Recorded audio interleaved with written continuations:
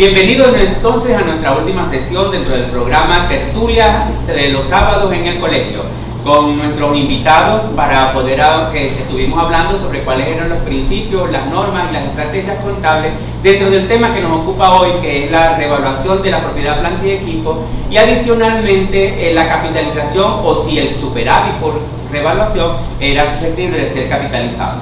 Quedamos de acuerdo de que no hay ningún principio, ninguna norma que establezca la capitalización del superávit por revaluación, pero que sin duda alguna, de una u otra forma, las empresas lo estaban haciendo. Y entonces quedamos por pendientes de cuáles eran las estrategias que nosotros teníamos que tomar en cuenta para poder, apegados a normas y al principio, poder, digamos, evaluar lo que es esas acciones que están tomando las empresas. Y quedamos claros de que si íbamos a preparar el estado financiero, teníamos que revelar lo que la empresa cómo lo había hecho, y si íbamos a auditar los estados financieros, teníamos que evaluar la materialidad de ello para poder identificar si había una modificación en la opinión o qué hacer con nuestra opinión. En esta sesión vamos a establecer unos casos, dos casos en particular, y para cada caso entonces vamos a ver la opinión de nuestros invitados, qué es lo que debo hacer cuando actúo como contador y qué es lo que debo hacer cuando actúo como auditor. Los dos casos se refieren a dos momentos en particular. Uno, la empresa hizo el superávit por revaluación, capitalizó, perdón, el superávit por revaluación. Hubo unos estados financieros, se presentaron al registro mercantil y el registro mercantil le dio trámite al aumento del capital producto de eso. Entonces, ¿qué hacemos nosotros? Y el otro caso es la empresa quiere hacer la capitalización del superávit por revaluación y nos pide a nosotros la opinión al respecto. Entonces, ¿cuál es la actuación que debemos hacer al respecto? Vamos con el caso número 1. El cierre del ejercicio es 31 de diciembre. Quiere decir que ya cerró 31 de diciembre de 2018. En el mes de julio del año actual, es decir, julio del 2019, con los valores de julio del 2019, la entidad tramita un aumento de capital social ante el registro mercantil, presentando un avalúo de la propiedad, planta y equipo como evidencia del incremento del capital social. Dice, mire, el capital social lo estoy aumentando en esto porque estoy aumentando el valor de mi propiedad, planta y equipo por tanto. Así, por supuesto, como también presentó el estado financiero antes y el estado financiero después. Una particularidad de estos estados financieros que como nada más servía para eso, el contador público que los preparó dijo que eran de propósito específico y de uso exclusivo. Presentó también los estados financieros antes y después del aumento, indicando en las notas que los estados financieros eran con propósito específico y uso exclusivo para tramitar el incremento del capital social ante el registro mercantil. En este caso se puede observar que lo que se realizó fue una capitalización de superávit por revaluación, no tenemos ninguna duda. Sin embargo, para el registrador mercantil, cuando él lo vio, fue una corrección monetaria, porque él lo tramitó como corrección monetaria. Dijo, es una corrección monetaria, van a aumentar por corrección monetaria, y me trajeron un avalúo que él mismo exigió, porque quien pidió el avalúo fue el registrador mercantil. Pues él entiende que todo incremento de capital social tiene que necesariamente implicar un incremento de activo. Ahí están basados. Si aumenta el capital social, me tienen que dar una evidencia de que aumentó el activo, como sea, por bienes, por efectivo o que le cambió el valor. Y cuando cambia el valor, él entiende que es corrección monetaria. Entonces, ¿cuáles serían las consideraciones que debemos tomar en cuenta para preparar los estados financieros del año 2019? Recuerden que ya 2018 se está listo, ahí no había superávit, capitalización de superávit. En julio se hizo la capitalización y voy a preparar, me contratan ahora a mí para preparar los estados financieros del 2019. Entonces, yo como preparador, que voy a preparar las notas y todo lo demás, ¿qué debo hacer? ¿Qué debo considerar? Y segundo, yo como auditor, y voy a auditar los estados financieros del 2019, ¿qué consideraciones debo tener para poder hacer emitir mi opinión? Voy a dar dos opciones que pueden darse en ese caso. La empresa decide preparar sus estados financieros del 2019 bajo BECNI o bajo NIF, o bajo BECNI, es decir, un marco de información financiera que ya está considerado a nivel internacional como las NIF, por ejemplo, como aplicable. o BENI, y nosotros le hicimos la evaluación el auditor le hizo la evaluación a los BENI y también lo da como un marco de información financiera aplicable. Ese es un escenario. En el otro escenario, la empresa prepara sus estados financieros, pero no bajo BENI ni bajo NI, sino que ella redacta su marco de información financiera, el que aplicó, lo redacta en la nota número 2, que dice: yo apliqué tal y tales cosas, reconozco el activo así, reconozco el pasivo así, y también, por supuesto, incluye la nota de cómo hizo el superávit la capitalización del superávit por revaluación. Insisto, en los dos escenarios se hicieron la capitalización del superávit por revaluación, pero aquí estoy expresando, declarando que lo hice bajo BENI o bajo NI, y aquí dije: no, lo estoy haciendo sobre mis propias políticas. Así es como yo contabilizo. Yo no hago BENI, ni hago NI, ni nada de eso. Yo tengo mis propias políticas para hacer. Quería entonces conocer, en función de esos dos escenarios, qué hago yo como preparador y qué hago yo como auditor en el escenario 1 y en el escenario 2. Bueno, en el escenario 1 debemos tomar en cuenta que en las notas correspondientes a las políticas contables debemos hacer una revelación correspondiente sobre los escenarios que estamos adoptando como preparador del estado financiero. Y adicionalmente debe considerarse dentro de la nota del capital que hacer mención que utilizó el método de revaluación, y que él mismo lo capitalizó.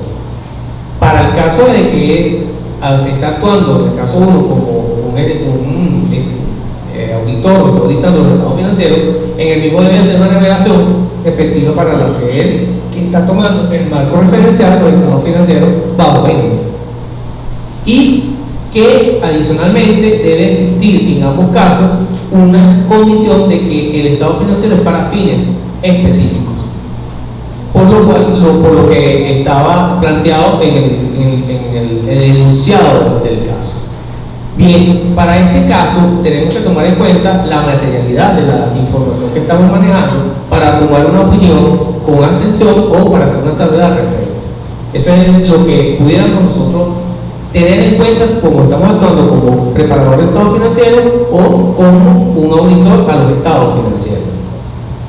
A ver, entiendo esto. Si yo lo preparo bajo BENI, yo voy a declarar que lo estoy preparando bajo BENI, voy a revelar lo que hice lo que hizo la empresa con el superávit por revaluación, pero BENI es un marco de información financiera con propósito general. O sea, de eso no va a salir, porque no es el estado financiero, es el marco de información general.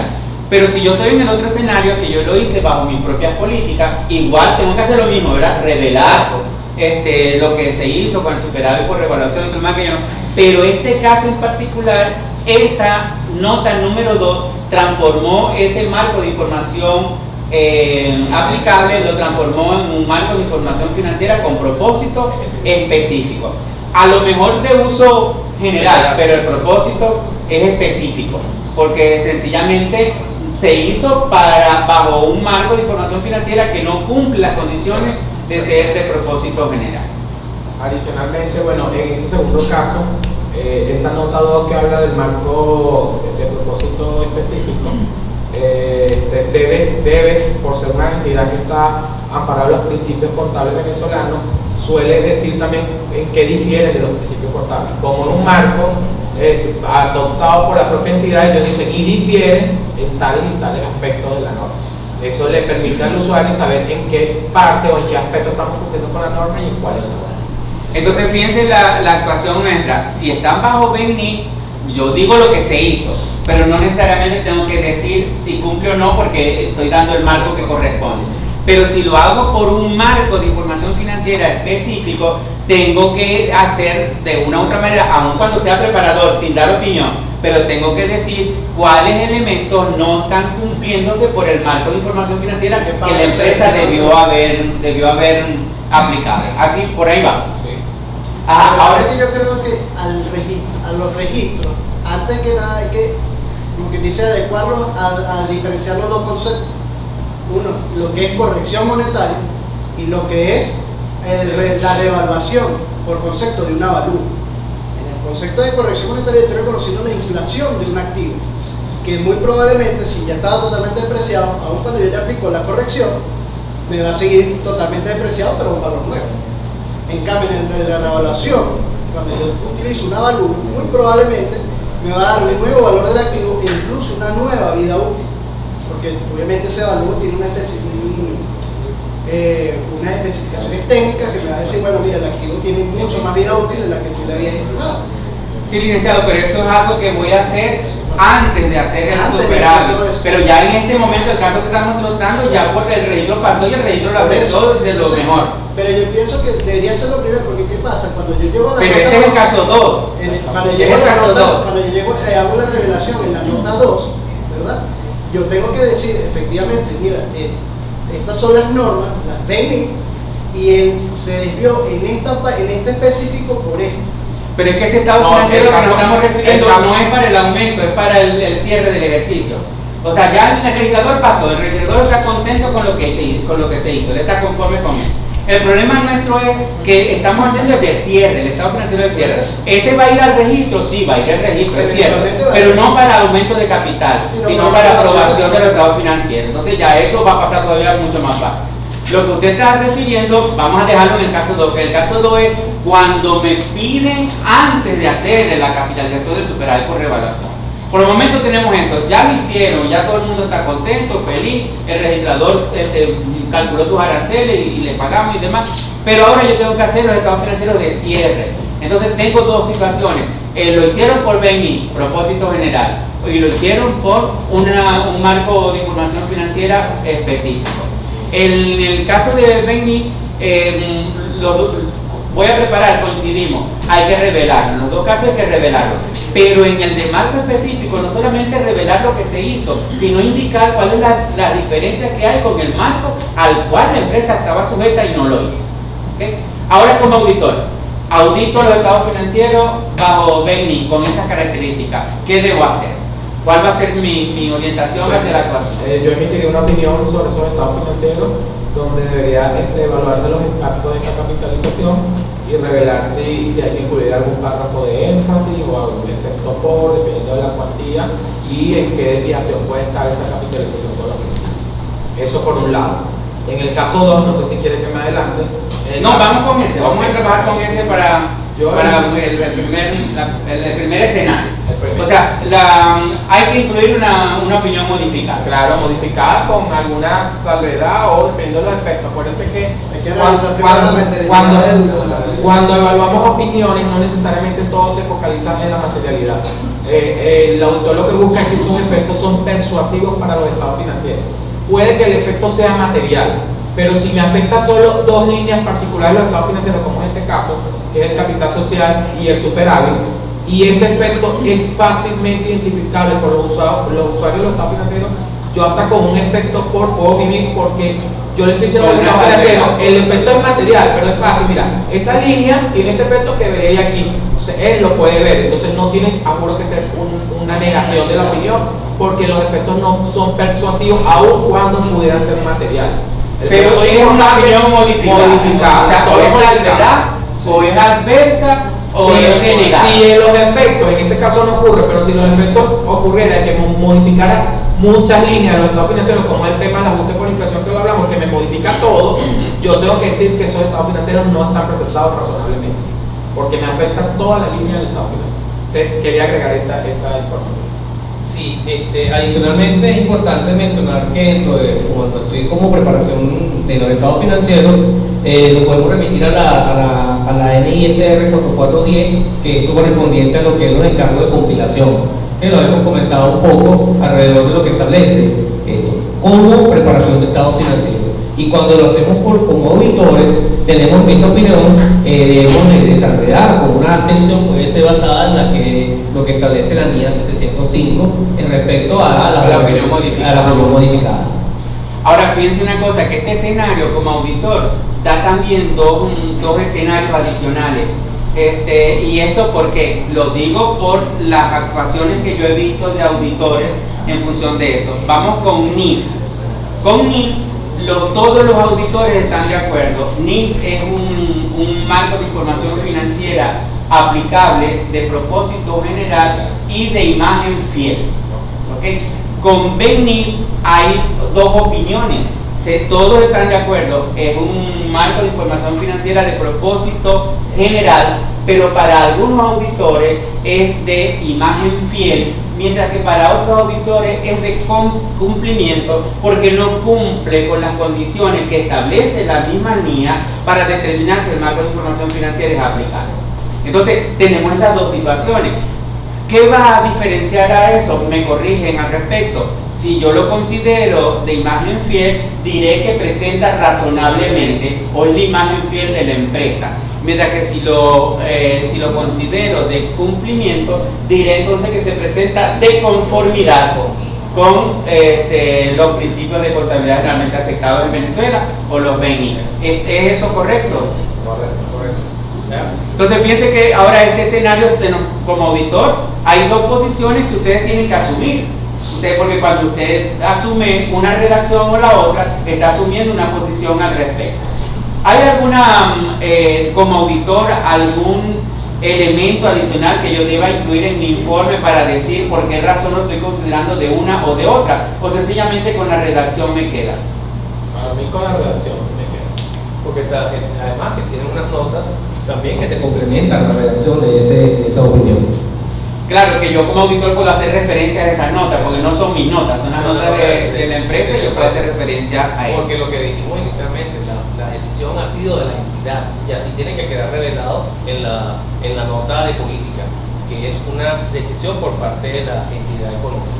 Entonces nuestra recomendación o como conclusión en el primer escenario, y cualquier cosa me corrige, es el escenario donde se hizo la capitalización del superávit por revaluación en el mes de julio, con las cifras de julio. Yo voy a hacer los estados financieros de diciembre, los voy a preparar o los voy a auditar, algunos de los dos elementos. Si los voy a preparar, entonces yo tengo que en el primer escenario decir cómo se calculó ese ajuste, ese incremento, cuáles fueron los pasos del proceso que hice para ese aumento del patrimonio, indicando que fue a través del modelo de revaluación. ¿Okay? Y cuando lo audito, entonces yo tengo que tomar una posición o la otra, o considero BENI de imagen fiel o la considero como de cumplimiento, y eso va a hacer cambiar la redacción. Si es de imagen fiel, diré los estados financieros representan fielmente la situación financiera de la empresa, pero si considero que es de cumplimiento, diremos que están de conformidad. Según tengo entendido, independientemente de lo que yo considere, la redacción es lo que va a indicar mi consideración. En el otro escenario que vimos, ya vimos con respecto al contador. Con respecto al contador, que es el escenario donde la empresa hizo un estado financiero con propósito específico, utilizó sus propias políticas y me contrató a mí como auditor. Ahí necesariamente tiene que ser de cumplimiento, porque no cumple para imagen fiel, entonces de cumplimiento. Me contrató a mí como auditor para poder determinar si está de conformidad con esas políticas. Entonces, ¿cuáles son nuestras actuaciones ahí? Bueno, en este caso, anteriormente también considero que deberíamos agregar que si ya nosotros sabemos que vamos a realizar una auditoría de cumplimiento, la carta de compromiso, que es la carta que se pacta entre el cliente y el auditor, debe ir redireccionada a que lo que voy a hacer yo es revisar un estado financiero bajo unas políticas contables y no bajo unos principios, porque son las políticas de la entidad. Entonces la carta ya debe indicar que eso es la auditoría que voy a ejecutar. Yo voy a revisar unas políticas contables, no unos principios. Partiendo de eso, podemos aplicar lo que es la NIA 800, que se basa en auditorías para entidades que no manejan sus políticas contables bajo principios, sino que sus propias políticas contables, y yo pudiera decir que esos estados financieros están de conformidad con las políticas contables de la entidad, no con los principios contables.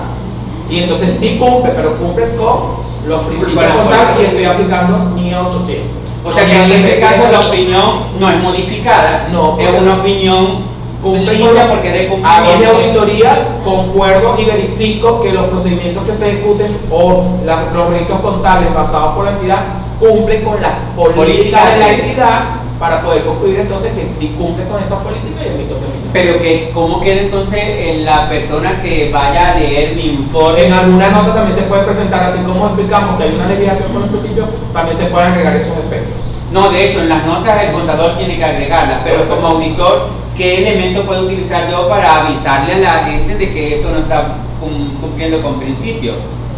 ¿Cómo que qué elemento? Bueno, evidentemente le tengo que reportar a la gerencia de la compañía cuáles son las desviaciones con los principios y cuantificar esos efectos. Pero estoy haciendo una auditoría con base a NIA 800. Pero no estaría yo como que, digamos, no quiero decir obligado, pero a lo mejor la situación me obliga por lo menos a colocar un párrafo de énfasis. Si pudiera aplicar un párrafo de énfasis. O sea, yo digo, esto cumple, se preparan de conformidad con las políticas de la empresa, pero establezco que esas políticas no están basadas en principios. Pero hay prácticas inclusive que con revelar los efectos de la nota es suficiente. Es suficiente. Ok, que el párrafo de énfasis es opcional dependiendo de la revelación que tenga. Entonces tenemos esa opción. Si la empresa prepara su estado financiero por políticas propias, tenemos decididamente entran en un marco de cumplimiento. La redacción obligada es de conformidad con, ahí no podemos aplicar, presenta razonablemente. Y hay que medir, hay que evaluar a juicio del auditor, si no hay suficiente revelación de la desviación como tal, establecer un énfasis, un párrafo de énfasis donde se describa esa desviación. ¿Es eso por ahí donde vamos? De acuerdo. Y no aplicamos ni a 700 ni 705, sino la NIA 800. Entonces fíjense que en el primer escenario aplicamos NIA 705 para la opinión modificada, ¿cierto? Y en el segundo escenario nos vamos por NIA 800 para aplicar opinión sobre empresas que utilizan sus propias políticas contables. Vamos a abrir entonces los micrófonos para preguntas para nuestros invitados con respecto a este caso, para entonces plantear el segundo caso y cerremos nuestra mesa de trabajo. ¿Alguna pregunta para este caso, para alguno de nuestros invitados?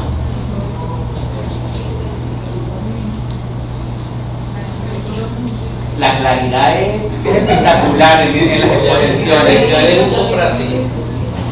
Bueno, vamos a ver el segundo caso. Ese sí no tiene muchos escenarios. El primer caso tenía más escenarios, porque este realmente, ¿qué ocurrió aquí? En julio del 2019 nos llama la empresa y dice, miren, yo quiero hacer, a mí me recomendaron hacer la capitalización del superávit por revaluación. ¿Okay? Ya yo cerré el mes de diciembre del 2018. No he cerrado diciembre del 2019, sino que estoy en julio y estoy pidiendo una asesoría sobre cómo hacer la capitalización del superávit por revaluación. ¿Cuál sería nuestra actuación como contador? Primero que nada, porque estamos en julio, vamos a llamar al contador, ahí no voy a llamar al auditor, porque del auditor voy a necesitar el 2018 auditado y ya lo tengo. ¿Okay? Entonces yo llamo al contador aquí. En julio, cuando llame al contador, ¿cuál va a ser la actuación del contador? ¿Cuál debería ser la actuación del contador? Bueno, yo creo que hay varias vertientes y tienen que ver mucho con el primer ejercicio. Primero, yo como contador y más que contador asesor de ese cliente, yo le indicaría primero que esta política está desviada del principio y las razones por las cuales, entonces, cómo va a querer presentar su marco contable. O sea, bien atado con el primer caso. Si vas a estar bajo principio, probablemente vas a tener una calificación, una opinión modificada. Si vas ahora a emitir una opinión bajo un marco contable, bueno, los efectos serían estos. Tus estados financieros estarían bajo ese marco contable, pero se tendría que indicar las desviaciones a los principios contables, lo mismo que vimos en el caso anterior. Y tenemos que hacer un balance de corte a la fecha de la operación con las situaciones financieras para cuantificar los efectos de la incorporación de esta partida y el balance posterior para el tema del registro. Ahora, mi pregunta es, yo soy el empresario y digo, bueno, pero es que yo quiero darle a la propiedad planta de equipo el valor correspondiente, porque quedaron muy por debajo de lo que es realmente un valor del mercado. Y el avalúo a mí de una u otra manera me está pareciendo que es razonable en términos de moneda. ¿Qué hago? Fíjate, ahí es interesante porque estamos hablando del escenario ideal, porque estamos en el mes de julio, no ha cerrado el estado financiero, no ha cerrado el ejercicio económico y nos están buscando como asesor. En ese momento es importante evaluar si estoy en presencia más bien de aplicar en la corrección monetaria y hacer todos los procesos que me establece la corrección monetaria, no capitalización de superávit por revaluación, sino más bien la corrección monetaria. O sea, agarrar el capital, hacer la actualización respectiva, hacerla a la automatización, buscar el avalúo que pudiera tener en ese momento actualizado, y hacerle la aportación que decía el licenciado, no avalúo que tengan 7 meses, 3 meses, sino actualizado a la fecha de hoy, y hacer esa comparación y tomar el valor, el menor de los dos. En ese momento que estás haciendo, estás reconociendo que esa diferencia entre el capital, la actualización de capital versus el capital nominal, esa diferencia es la que tú estás proponiendo hacer un aumento de capital establecido como tal en el SAREN, en su artículo 19, en la resolución 19, en su artículo 18, que nos establece como una corrección monetaria. Ok, el registrador necesita el avalúo, aquí lo tiene. ¿Con qué fecha? Ahí sí creo que hay que hacer una acotación. En mi opinión, las fechas de esos antes y después de los estados financieros tienen una pequeña repercusión. No es lo mismo decir que la base antes de la, ponte tú, 31 de julio, el del 29 el 30 de julio y el del 1 de agosto. Yo creo que ahí hay un tema que hay que evaluarlo más en profundidad, no es el caso, pero sería la propuesta que yo pudiera presentarle al accionista. Una propuesta en la cual me va a llevar a que cuando ya eso me lo reconozca el auditor, al final del ejercicio, que estoy con principio y la opinión que me revelaría el auditor, me es de menos impacto que hacerlo por superávit por revaluación. Pero ahí podemos presentarnos algunos problemas, porque ya veo una diferencia. Cuando yo hago la revaluación del activo en el mes de julio, yo lo hago con cifras de julio, mi contabilidad en julio.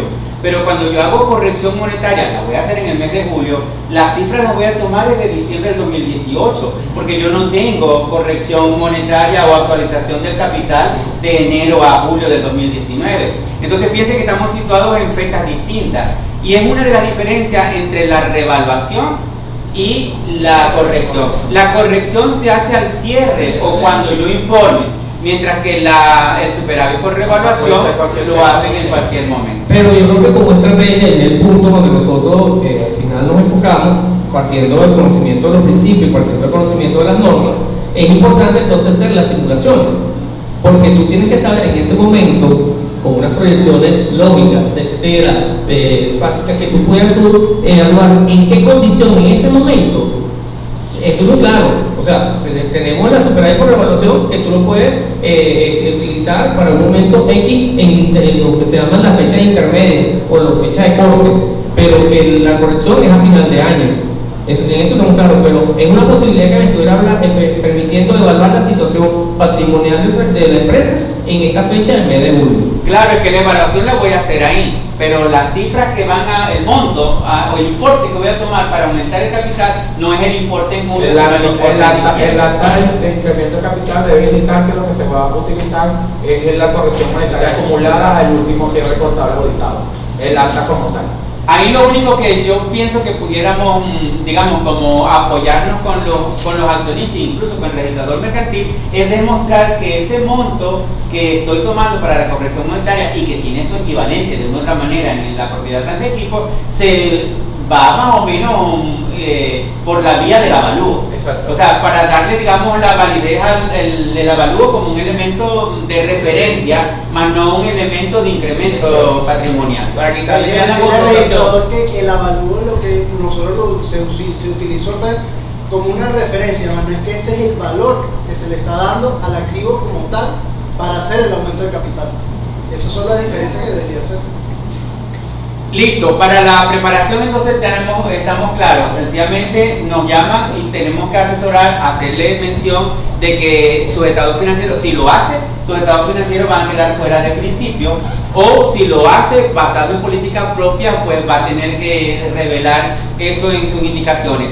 Pero que la recomendación nuestra es, vamos a la corrección monetaria a diciembre, el último estado financiero que tenga, y para que compare el avalúo con eso y vas a ver que probablemente estemos en una cifra similar. De que el último estado financiero, que es diciembre del 2018, tenga la respectiva corrección, porque de lo mismo, la misma resolución te lo indica.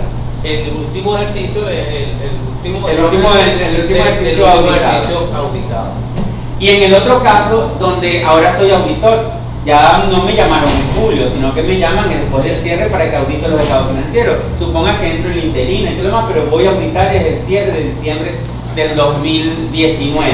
¿Cuál va a ser nuestra actuación ahí con respecto a lo realizado por la empresa? Bueno, me prohibieron hablar por el tiempo. El tiempo es... Bueno, no, básicamente tiene que ver mucho con lo que indicamos en el ejercicio anterior. Si es un estado financiero más juvenil, tengo que hacer mi opinión. La calificación. Por la operación que se realizó en julio. Y si es bajo un marco normativo, bueno, decir que está bajo el cumplimiento y aplicar la NIA 800. Pero si lo hicieron vía corrección, con la cifra del 2018. Por eso, es como, pero indicar en política que es su cumplimiento. No, porque ellos hicieron caso a nuestra asesoría de julio. Bueno, se fueron con corrección. razonable. Ahí entonces sí pasa a ser razonablemente. O sea, sería el escenario Ideal. Muy bien. Fin. Bueno, con esto hemos terminado nuestra mesa de trabajo. Si hay alguna pregunta en el público, para cerrar entonces. Concluir que cuando el aumento de capital es con corrección monetaria no tiene un estado la logración de un balance posterior, ¿correcto? No, exacto, pero en la acta de asamblea donde tú haces ese aumento de capital, porque tiene que estar amparado por un acta, tienes que indicar que es el ajuste acumulado según el estado financiero, el corte está aumentado y la cantidad de que cuando por revaluación tengo un antes y un después. Exacto. Mientras que sea por corrección solamente tengo un antes. No, también tienen que incluir el antes y el después Sí, del mes de julio. Después con promesa comparativa tendrá que ser ajuste por inflación. No, es que usted tiene sus estados financieros. Recuerden que este estado financiero normalmente lo llevamos a extralibro, pero él debería estar en libro. Usted debe considerar que eso está en libro y hacer las depreciaciones correspondientes hasta julio, pero a las depreciaciones ajustadas para tener el antes y el después en julio. Porque le van a pedir, el registrador mercantil le va a pedir los tres, le va a pedir el ajuste por el auditado y le va a pedir el antes y después de julio. Pero este antes y después de julio tiene que estar en concordancia con lo que usted presentó en diciembre, que no necesariamente es lo que tiene a lo mejor en su sistema, porque su sistema no tiene el ajuste por inflación, y aquí sí lo tiene.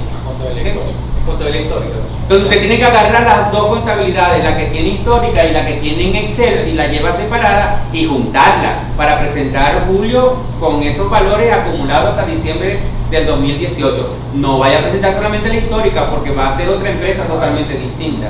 Claro, se presentaría entonces un estado financiero a diciembre y un estado financiero una fecha posterior de cierre. ¿Cuál tiene la fecha?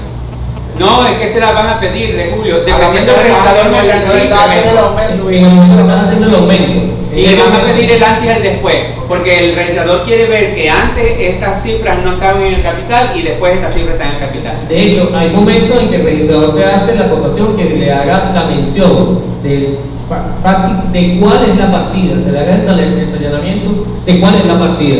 Pero si tenemos un estado financiero elaborado bajo principios y bajo normas, no habría nada que explicarle, todo está en el estado financiero. Además, si queremos hablar del escenario ideal, el escenario ideal sería tratar de que estos dos eventos coincidan. Tratar de hacer ese incremento en un cierre contable. Ese es el escenario ideal en realidad. Simular un intermedio, aunque no lo presentáramos como intermedio. La otra pregunta. Y en el caso del aumento de capital, ¿se evalúa el estado de patrimonio para considerar si hay un riesgo de capitalización? Por supuesto, pero eso está antes de cualquier otro evento. Exacto. O sea, lo primero que hay que hacer es evaluar si estamos en un proceso de capitalización y resolver eso primero. Pero la capitalización del superávit por revaluación no es una receta para salir de ahí, no debe ser. O sea, usted primero resuelva su primer problema, que está en el 264. Después que está en 264, evalúe cómo aumentar el capital de alguna manera. 2/4, un tercio ya es un aviso. 2/3 ya simplemente el mismo orden, el respectivo orden único te lo dice qué debes hacer, liquida. Pero tú tienes la posibilidad de hacer la respectiva corrección y tienes las alternativas que la propia resolución te establece, como es la capitalización de creencia, todos esos cuentas por pagar que tenemos por ahí del accionista, que hacen más, que él está diciendo, no, resérvamelo ahí, yo en cualquier momento, no, amigo, hagamos una evaluación de cuánto nos cuesta hacer esa capitalización.